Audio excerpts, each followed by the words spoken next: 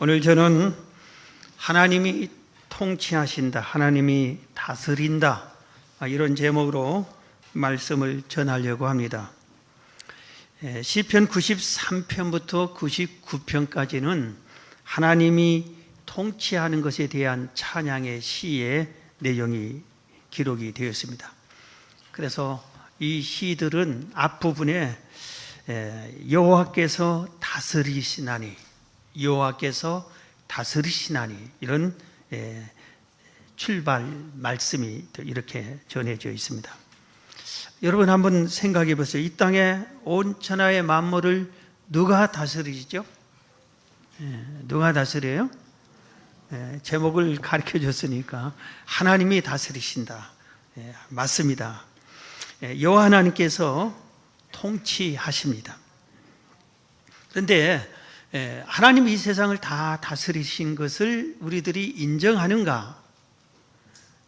생활 속에서도 하나님이 우리를 다스리신다, 우리를 통치한다, 하나님이 우리 가정을 다스리신다, 하나님이 우리 교회를 통치하신다, 하나님이 우리나라를 통치하신다, 그렇게 우리는 인정하고 있는가? 우리 스스로 한번 살펴봐야 됩니다. 다스리시는 하나님은 어떤 하나님인가? 오늘 본문이 설명하고 있어요. 우리를 다스리는 하나님은 이런 분이다 하는 것을 우리가 알고 있어야 됩니다. 존귀와 위엄이 있는 분이다 소개합니다. 오늘 시편 96편 6절 8절을 보면은 존귀와 위엄이 그의 앞에 있으며, 존귀와 위엄이 그 앞에 있으며, 능력과 아름다움이 그의 성소에 있도다. 만국의 족속들아 영광과 권능을 여호와께 돌릴지어다. 여호와께 돌릴지어다. 여호와의 이름에 합당한 영광을 그에게 돌릴지어다. 예물을 들고 그의 궁정에 들어갈지어다. 하나님이 너무 존귀하고 위대하신 분이고 위엄이 있으신 분이니까 그 통치를 받는 우리 모든 사람들은 하나님께 영광과 권능을 돌려야 된다. 지금 그렇게 말씀하고 있는 겁니다. 시편 99편 1절에도 여호와께서 다스리시니 만민이 떨 것이요, 하나님이 다스리니까 만민이 떨 것이요, 여호와께서 그룹 사이에 좌정하시니 땅이 흔들릴 것이로다. 시온에 계시는 여호와는 위대하시고 모든 민족보다 높으시도다. 그렇게 말씀하고 있습니다. 하나님께서 우리를 다스리는 것을 제대로 믿는 사람은 떨리는 마음이 있어야 돼요. 우리 보통 이렇게 우리나라는 대통령이 다스려요. 중국은 시진핑 주석이란 분이 다스리고, 일본은 아베 총리가 다스리고, 미국은 트럼프 대통령이 다스려요. 그런데 이렇게 다스리는다고 하는 이분들이 그 나라를 다스리고 있지만 사실은 모두 다 하나님이 다 다스리는 겁니다. 하나님이 주관하고 역사를 하시는 것입니다. 그런데 그 백성들이 만약에 중국 같은 나라도 시진핑이 다스린다 해서 그를 전부 다 두려워하고 위대하고 크시다고 하고 그렇습니까? 그렇지 않아요. 지지자가 있는 반면에 지지하지 않는 사람들도 많습니다. 그래서 국가의 지도자가 50%를 지지받는데 이건 대단한 것입니다. 국가의 절반이 지지해 준다면 대단한 거예요. 잘한 것다고 평가할 수 있어요. 그런데 우리를 다스리신 하나님은 존귀하고 위엄이 있고 위대하신 분이기 때문에 만 백성이 두렵고 떨리는 마음으로 온 영광을 돌려야 돼요. 100% 지지해야 된다, 이것입니다. 여러분, 하나님이 나를 다스린다 믿으시기 바랍니다. 그리고 이 하나님을 위대하신 분으로 인정하시고 영광을 돌리시기를 축원합니다. 그 다음에 오늘 말씀은 시편 97편 1절 본문 1절에 보면 여호와께서 다스리나니 땅은 즐거워하며 허다한 섬은 기뻐할지니라.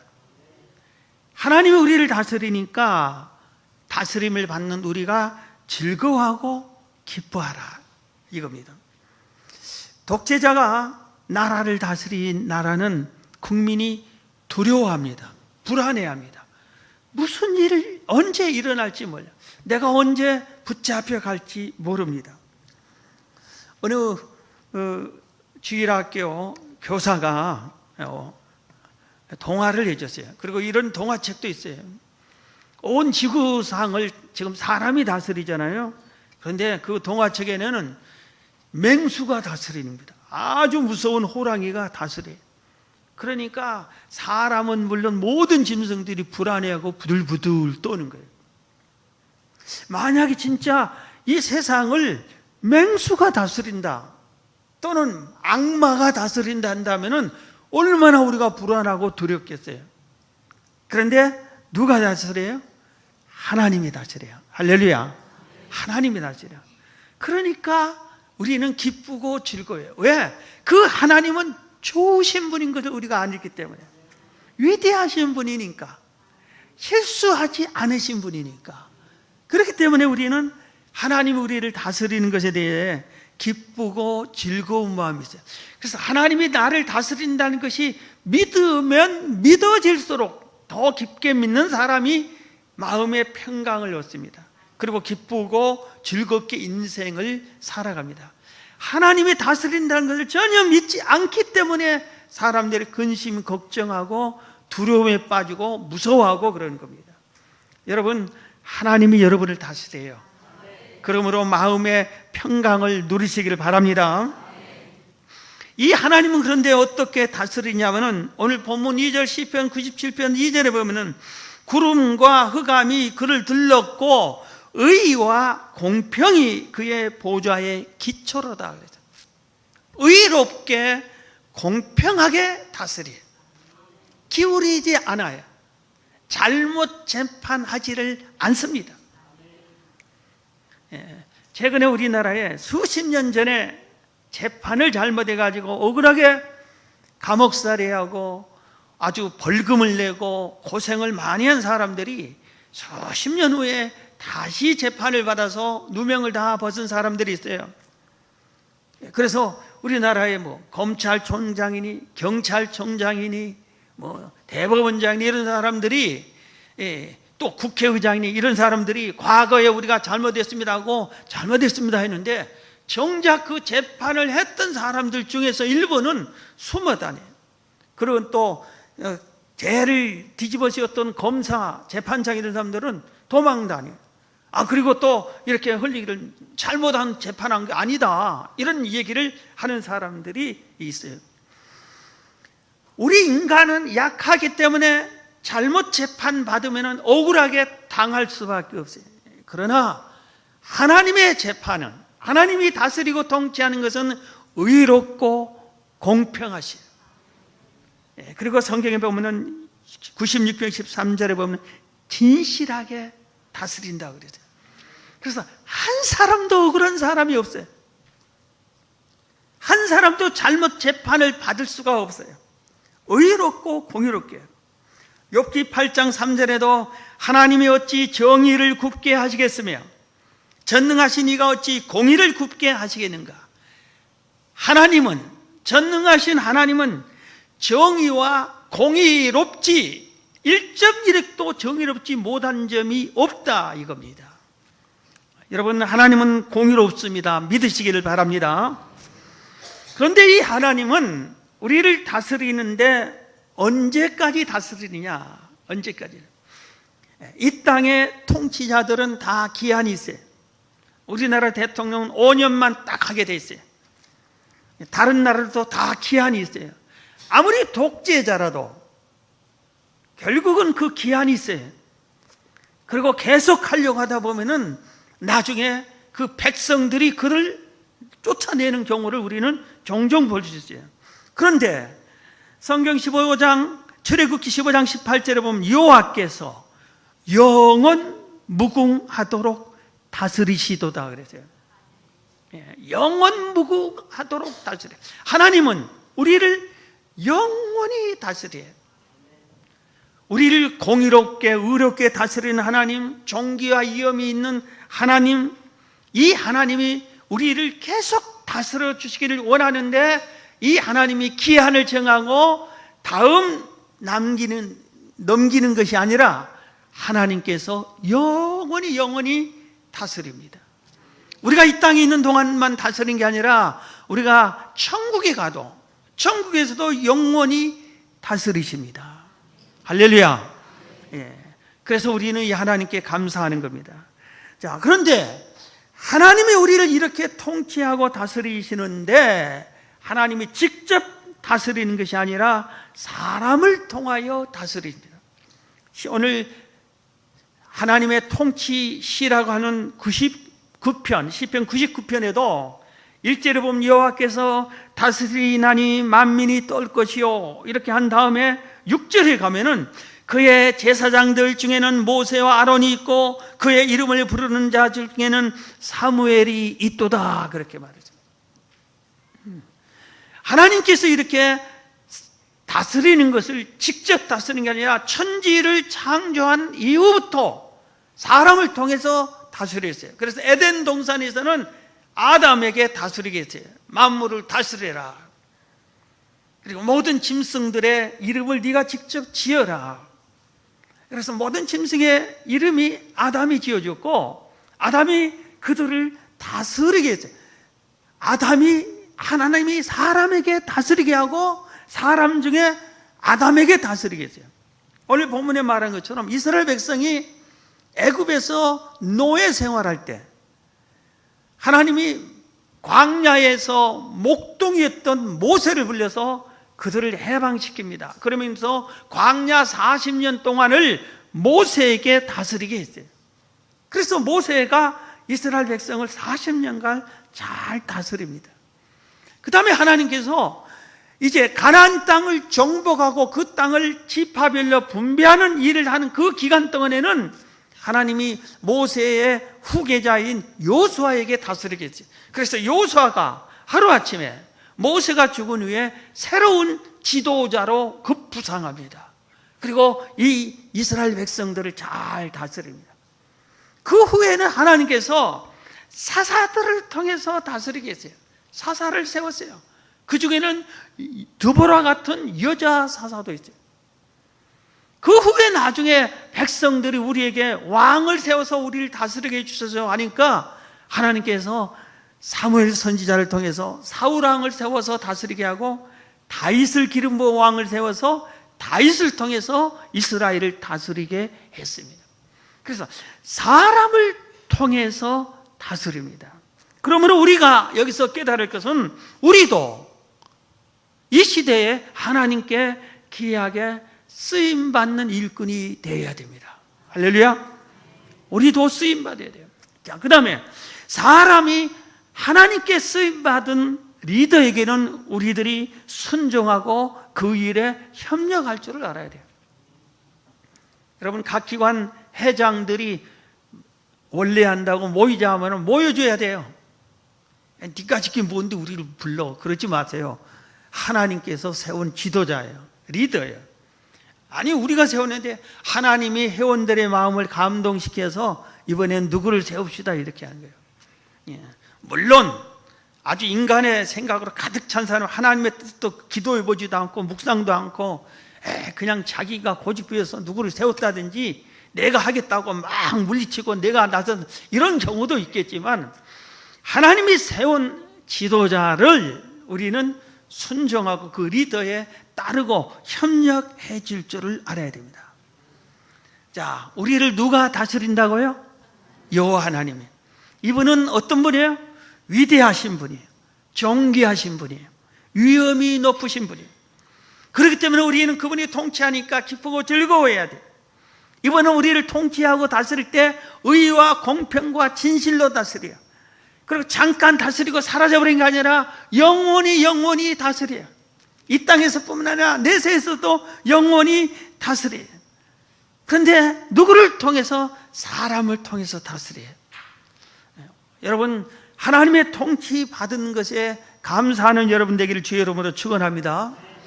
그런데 오늘 핵심적으로 우리가 알아야 할 것이 있어요. 하나님이 우리를 통치하는 과정에 가장 중요한 임무 중에 하나가 심판을 하는 겁니다. 심판하지. 심판은 두 종류가 있습니다. 하나는 현재 우리 삶을 보고 직접 심판하는 거, 우리의 삶을 심판하는 거 있고, 또 하나는 우리의, 내가 세상을 떠났을 때 내 삶의 전부를 심판하는 말세의 심판이 있어요. 또 달리 표현하면 개인을 심판하는 심판이 있고, 인류 전체를 종말, 예수님이 재림해서 종말 심판이 있습니다. 심판이 이렇게 두 가지로 구별할 수 있는데, 이 심판은 불가항력적이라고 그래요. 이게 신학적인 용어인데, 사람의 힘으로 어찌 할 수가 없다 이겁니다. 그러니까 이 심판을, 하나님이 나를 심판할 때 연기하겠습니다. 연기가 안 돼요. 나 재판 안 받겠습니다. 도망갈 수 없어요. 피할 수가 없어요. 불가항력적이에요. 우리는 이 재판 앞에 어떻게 도리가 없어요. 재판을 당연히 받을 수밖에 없어요. 이게 하나님의 심판이에요. 공교롭게도 요새 최근에 우리나라의 두 대통령이 같이 재판을 받고 있잖아요. 그런데 이 소식을 이렇게 보면은 몸이 안 좋으니까 연기해 주세요, 재판을. 그래서 연기도 하고, 재판을 하는데 나오세요. 내 몸이 불편해, 안 나갑니다 하고, 안 나가기도 하고 그러는 것 같아요. 그러면 다음에 나오세요, 이렇게 하는 것 같아요. 그런데 하나님이 우리를 재판할 때 딱 재판을 하면은 연기해 주세요, 안 됩니다. 다음에 하겠습니다, 안 됩니다. 다시 말해서 하나님이 내 개인의 종말을 재판하겠다 하면은, 내가 너를 생명을 거둬가 그리고 심판을 하겠다. 네가 몇 년 동안 이 땅에 살았는데 너 어떻게 살았는지 내가 심판하겠다. 딱 하는 때 1년만 더 살게 해주세요. 내가 지금 중요한 일을 정리하지 못했습니다. 하루만 더 살게 해주세요. 안 됩니다. 하나님이 정하는 기한이 딱 되면은 이리와 하고 심판하자 하고 우리를 심판에 저울 때 올려놓을 수밖에 없는 거예요. 그걸 우리를 깨달아야 되는 겁니다. 한 번은 제자들이 예수님이 이제 곧 세상을 떠날 것다고 말씀을 하시니까, 그러면은 예수님이 다시 이 땅에 오는 재림은 언제 옵니까? 어떻게 됩니까? 그럴 때 하고 재림에 대해서 물었습니다. 그러니까 예수님이 대답해 주세요. 그래서 마태복음 24장은 예수님이 이 땅에 다시 오실 때 이런 현상이 나타나겠다 하고 말씀해 놓은 아주 중요한 말씀이 마태복음 24장이에요. 그런데 이어지는 말씀이 예수님께서 오셔서 심판하겠다고 하는 심판의 비유를 3가지 말한 말씀이 25장이에요. 그래서 마태복음 24장, 25장은 우리가 수시로 읽어봐야 돼요. 특히 여름에 제가 꼭 말세와 심판에 대해서 낮 예배 아니면 저녁 예배 아니면 철회 아니면 새벽 아니면 꼭 한 번은 전합니다. 이게 너무 우리 인생에 중요한 말씀이니까. 그런데 오늘 25장에 예수님이 심판을 하시는데 비유로 이런 식으로 하겠다, 심판을 이렇게 하겠다 하고 비유를 3가지를 말씀을 해놨어요. 그런데 그게 하나가, 우리 심판받는 하나가 슬기로운 5처녀와 미련한 5처녀, 10처녀 비유를 얘기했어요. 그리고 하나는 달란트 비유를 해줬어요. 그리고 또 하나는 양과 염소의 비유를 했습니다. 슬기로운 5처녀를 비유할 때 맨 처음에 이렇게 말씀했어요. 주님이 천국은, 그러니까 천국과 지옥 가는 심판은 이런 식으로 한다 이겁니다. 이 3가지 비유가 전부 다 천국, 지옥 심판하는 내용이라는 거죠. 제일 먼저 천국은 하면서 비유를 설명했죠. 10처녀 비유입니다. 그런데 저는 이 3가지 비유를 오늘 또 다시 이 말씀을 준비하면서 묵상하면서 정말 소름을 끼쳤어요. 정말 정신 차려야 되겠다. 왜냐하면 이 심판은 하나님을 믿지 않는 사람들 대상이 아니라는 것이기 때문에. 10처녀가 신분이 똑같아. 무엇이면요, 신랑을 맞이하는 역할을 해. 그러니까 전부 다 한 교회에서 다 같이 하나님을 믿는 자들이라 이겁니다. 그런데 이 10처녀 중에 신랑을 맞이하러 갈 때 캄캄하니까 우리 같이 뭐 전기불이 있는 것이 아니기 때문에 반드시 등불이 있어야 돼. 등불이 없으면 한 발자국도 갈 수 없어요. 전부 등불을 들고 가는데 5처녀는 지혜롭게 내가 이 등불을 들고 가는데 밤새 쓰기는 부족한 걸 다 알아. 그러니까 예비용 기름을 가지고 갔어. 그래서 이 기름이 다 달아지면은 얼른 부어서 밤새 빛나게 해서 신랑이 초저녁에 올지 밤중에 올지 밤늦게 올지 모르니까 그 신랑을 맞이하기 위해서는 등을 밝히 비추어주고 내가 여기 있습니다 해야 나한테 올 텐데 이걸 불을 밝히는 기름을 예비했어요. 그런데 미련한 5처는 등만 가지고 왔어요. 설마 밤늦게까지 그 안에 오겠지 하고 그냥 갔어요. 등불만 들고 왔어요. 그런데 웬걸 등불에 기름이 닿도록 오지 않았어요. 그리고 그들은 지쳐서 자고 있었어요. 근데 신랑이 온다 하니까 벌떡 일어나서 보니 등불이 다 꺼져가는 거예요. 기름이 없어요. 지혜로운 5처는 기름을 다 부었어요. 그리고 밝게 빛난 등불을 들고 신랑을 맞이하고 들어갔습니다. 그리고 문을 닫아버렸어요. 나머지 미련한 5처는 뛰어가서 기름을 준비해가지고 그때 등을 밝히고 뛰어와서 다시 문을 두드리며 열어달라니까 하는 말이 소름 끼치는 말을 합니다. 나는 너를 모른다. 나는 너를 알지 못한다. 나는 너를 모른다.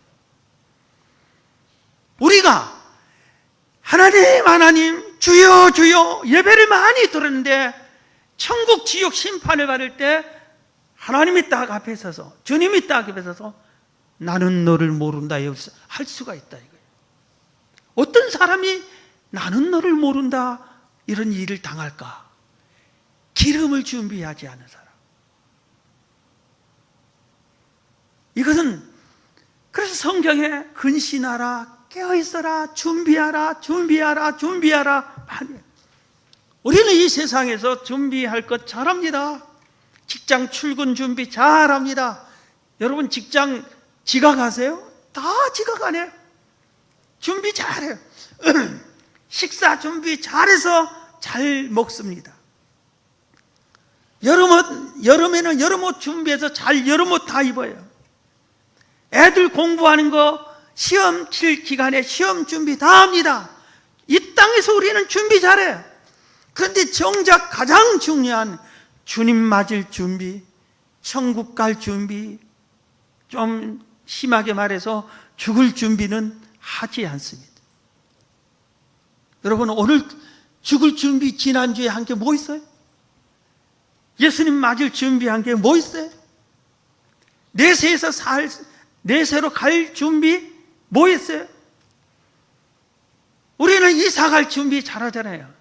집 없는 사람은 어렵게 마련해서 집 마련해서 이 땅에 살 곳으로 이사 가는 이런 준비는 잘하는데 내가 영원히 살 천국 갈 준비는 안 해요. 그래서 주님께서 첫 번째로 하는 것은 준비하지 않은 사람이 탈락한다. 나는 너를 모른다. 여러분 주님 맞을 준비 잘 하시기 위해서 전부 다 주님 맞이하기를 주의 이름으로 축원합니다. 달란트 비유입니다. 여기도 아주 심각해요. 알고 보면 주인이 재능에 따라서 너는 5달란트, 너는 2달란트, 너는 1달란트 줍니다. 종들이 나 5달란트 주세요 하지 않았어요. 나는 그거 안 받을래요 하지도 않아요. 그럴 자격도 없어요. 주인이 딱 종들을 다 모였어요. 그래서 주인이 너는 5달란트, 너는 재능이 있어 2달란트, 너는 재능이 좀 부족해 1달란트만 가자. 그리고 명령했습니다. 장사해라. 장사해라. 내가 돌아올 때까지 장사해라. 그리고 반드시 계산한다 그랬습니다. 그런데 5달란트 받은 사람이 열심히 장사해서 배로 남겼어요. 10달란트를 가지고 왔어요. 계산할 때. 심판할 때입니다. 계산으로 나중에 심판할 때. 그랬더니 칭찬해 줍니다. 그리고 10골 다스리는 내세의 상급을 약속합니다. 2달란트 받은 사람에게도 똑같이 칭찬해 주고 상급을 약속합니다. 그런데 1달란트 받은 사람이 1달란트를 그대로 했어요. 자, 저를 보세요, 여러분. 1달란트 받은 사람이 떼먹었어요? 1달란트를 자기가 써버렸어요? 안 그랬잖아요. 원금 그대로 갖다 주었잖아요. 그런데 왜 이 1달란트 받은 사람을 그를 영벌에 바깥 30절에 보면 이 무익한 종을 바깥 어두운 데로 내쫓아라. 거기서 슬피 울며 이를 갈미 있으라. 이것은 지옥으로 던져버려라 이 말이거든요. 원금을 떼먹었다면 모르는데 원금 그대로 갖다 줬는데도 그런 겁니다. 왜 그랬어요? 이것은 주인의 명령을 불순종해서 장사하라 하는데 장사하지 않았어요. 게을렀어요. 열심히 일하지 않고 게을렀다 이겁니다. 그렇기 때문에 주인이 그를 무섭게 책망을 한 겁니다.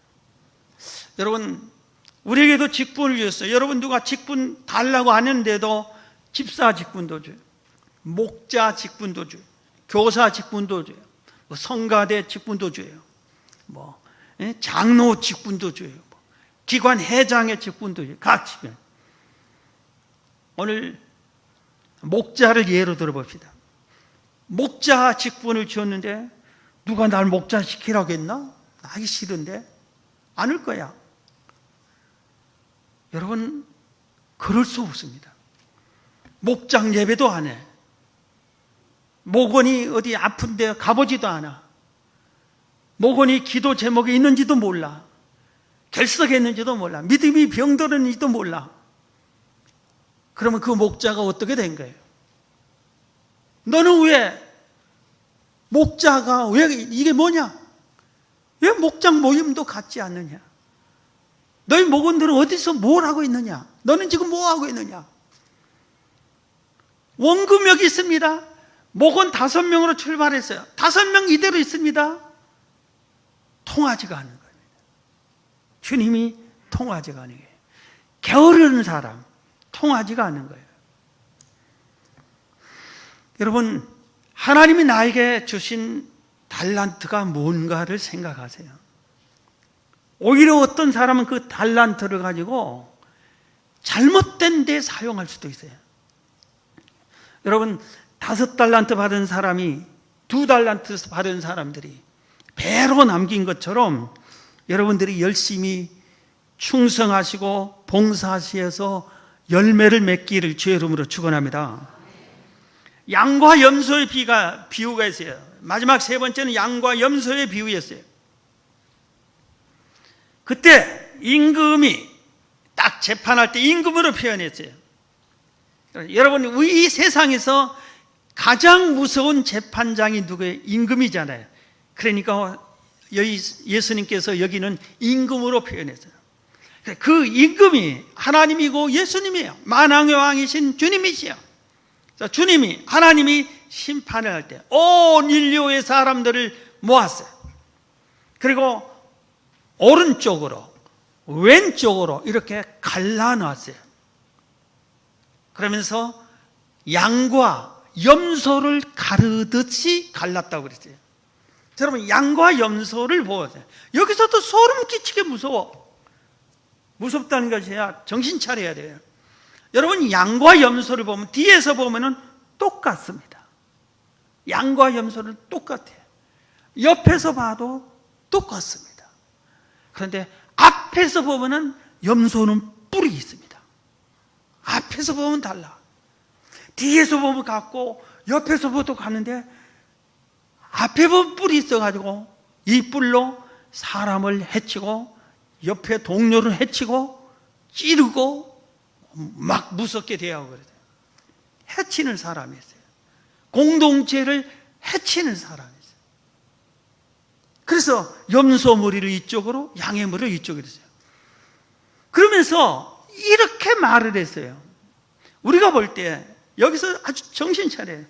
예수님께서 야, 내가 줄일 때 너희가 먹을 걸 주었고, 목마를 때 마시게 하였고, 나그네 되었을 때 영접하였고, 헐벗을 때 옷을 입혔고, 병들었을 때 돌보았고, 옥에 갇혔을 때 와서 보았다. 우리가 그런 적이 없습니다 할 때, 아니다. 네가 너 어려운 네 형제들을 또 작은 자에게 한 것이 나한테 한 것이다, 이렇게 말했어요. 그러면서 이들을 영원히 예비한 천국으로 가라 그럽니다. 왼편에 있는 자들에게, 염소편이라고 하는 그들에게 먹을 거 주지 않고, 줄일 때 주지 않고, 목마를 때 마실 거 주지 않고, 나그네 될 때 영접하지 않고, 헐벗을 때 옷 주지 않았고, 병들고 옥에 갇혔을 때 면회오지 않았다고 책망합니다. 언제 주님이 그랬습니까? 똑같이 돼요. 지극히 네 주변의 작은 자에게 하지 않은 것이 나한테 아는 것이라고 했어요. 자, 여기서 이들은 염소같이 사람을 죽이는 일을 안 했어요. 해치는 일을 안 했어요. 다만 외면만 했어요. 외면만. 저 사람이 아파, 외면만 했어요. 배고파, 외면만 했어요. 나는 내 것 먹을 거야. 나는 내 가족들과만 먹을 거야. 외면만 했어요. 가서 해치고 뺏어 먹고 발길질하고 염소가 뿔로 해치는 것처럼 그러지 않았다 이겁니다. 그러니까 도덕적으로 볼 때는 걸린 것이 하나도 없어요. 모범적인 시민과 똑같아. 그런데도 주님께서는 그들을 말해서 그들은 영벌에 의인은 영생에 들어가리라. 여러분, 나만 잘 먹고 잘 살고 나만 예수 믿고 천국 가면 되는 것이 아니에요. 주변에 지옥 갈 사람인데도 전도도 하지 않고, 주변에 굶주린 사람 있는데 이 힘든 때 나도 힘들어 죽겠는데 그러고 외면해버리면은 이분들과 똑같습니다. 가서 우리가 해코지 안 했어도 똑같습니다. 그러니까 이걸 가만히 살펴보니까 예수님이 계명, 가장 큰 계명 2개를 말씀하셨잖아요. 하나는 네 마음을 다하고 뜻을 다하고 힘을 다해서 하나님을 사랑해. 이거 첫째 되고 큰 계명이고, 두 번째는 내 이웃을 내 몸같이 사랑해. 이게 두 번째 계명이라고 했잖아요. 이웃을 사랑하지 않으면은 영벌을 받는 거예요. 우리는 예수를 영접하면 구원받습니다. 그 말도 맞아요. 그럼 구원받은 사람은 사랑을 하는 사람이에요. 해야 되고 행함으로 완성이 되는 거예요. 입으로만 구원받는 게 아니에요. 행함이 없는 믿음은 죽은 믿음이라 그랬어요. 사랑을 실천하지 않으면은 오늘 주께서 네 주변 작은 자에게 사랑을 실천하지 않으면은 영벌에 간다고 그랬어요. 그래서 우리는 나만 잘하면 된다는 이 소극적인 신앙생활에 벗어나야 돼요. 그래서 사랑이 필요한 거고, 사랑은 진실이고 정성이에요. 침묵이라고 하는 소설책이 있는데, 이 책의 작가가 엔도 슈사쿠라라는 분입니다. 이분이 병원에 이 책 내용에 자기 내용을 적었어요. 자기가 병원에 입원했습니다. 그런데 옆방에 폐병 환자가 입원했어요. 그런데 밤새 너무 고통스러우니까 고래고래 고함을 칩니다. 잠을 못 잤어요. 그래서 그 다음날 아침에 이 폐병 환자를 간호하는 간호사에게 물었습니다. 저렇게 아픈 사람, 고통스러운 사람은 어떻게 간호해 줍니까? 하고 물어봤어요. 그랬더니 너무 고래고래 고함치고 통증을 호소하고 아프다고 그럴 때는 조용히 가서, 다른 처방이 없습니다. 조용히 가서 그 환자의 손을 꽉 잡아줍니다. 그러면 통증이 점점 사라집니다. 그러니까 이 엔도라는 사람이 훅 소리 한다고, 속으로 어떻게 사람을 잡아주는데 아픈 통증이 사라지냐고 믿지 않았어요. 1년 후에 자기가 실제로 중한 병에 걸려서 수술을 받았어요. 그리고 마취를 했고 수술을 받았어요. 마취가 깼어요. 너무너무 고통스러워서 막 고함 소리가 나옵니다. 그래서 마취제를, 통증이 가시는 주사를 놔달라고 약을 달라는데 의사 선생님이 중독에 걸리기 때문에 당신의 다른 부위가 위험해지니까 안 된다고 그래요. 그래서 마취제를 주지를 않은 거예요. 통증제를 주지 않은 거예요. 이 고통을 온몸으로 부딪혀야 돼요. 그래서 짐승처럼 고래고래 소리를 지를 수밖에 없어요. 자기가 아주 신사적인 사람이고 얌전한 사람인데 참을 수도 없어요. 막 부르짖었어요. 그런데 한 간호사가 와서 자기 손을 꽉 잡아줬어요. 그러니까 놀라운 일이 발생해요. 그 통증이 점점 사라졌어요. 여러분, 이렇게 아픈 사람이 우리가 큰 돈을 갖다 준다고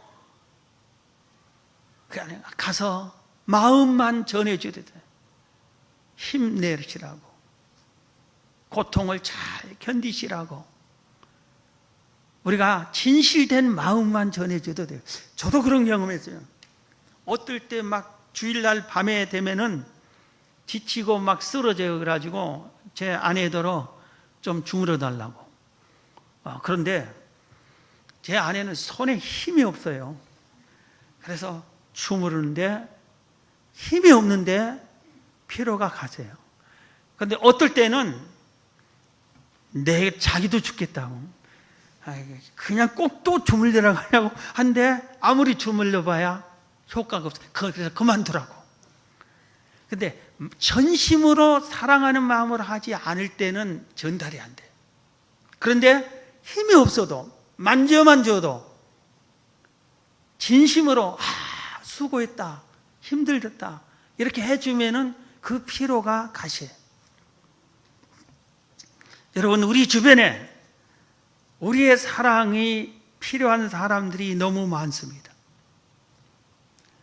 그리고 영적으로 보면은 수많은 사람이 알지 못해서 하나님을 믿지 않아요. 천국을 몰라서, 하나님을 누가 전해주지 않아서, 예수 믿으라고 강력하게 누가 이끌어주지 않아서 그들이 다 지옥으로 가고 있어요. 그런데 우리는 너희들 지옥 가든 말든 나만 천국 가면 된다, 이런 식으로 살아서는 참 성도라고 할 수 없어요. 양이라고 할 수 없어요. 염소예요, 염소. 그 성도를 꼭 불로 찔러야만 염소가 아니라 사랑을 베풀지 않으면 염소예요. 여러분, 이 비유들을 설명하면서 하나님이 우리를 심판합니다. 심판은 불가항력적이에요. 피할 수 없어요. 여러분, 심판에서 잘했다 칭찬되는 여러분 되시기 바랍니다. 마지막으로 이 통치자 하나님께 성경은 이렇게 말합니다. 감사해라. 그 하나님께 감사해라. 감사해라. 그리고 또 그 하나님을 예배하라. 예배하라. 경외하라. 경배하라. 예배하라. 그렇게 말합니다. 자, 말씀을 마치겠습니다. 하나님이 우리를 다스리십니다. 하나님이 우리 가정도, 우리 교회도, 우리 나라도 다스리십니다. 이 하나님은 심판으로 다스리십니다. 여러분, 두려운 마음, 떨릴 마음으로 깨어 있으시기를 바랍니다. 하나님이 우리를 심판할 때 잘했다 칭찬 듣는 여러분 되기를 주의 이름으로 축원합니다.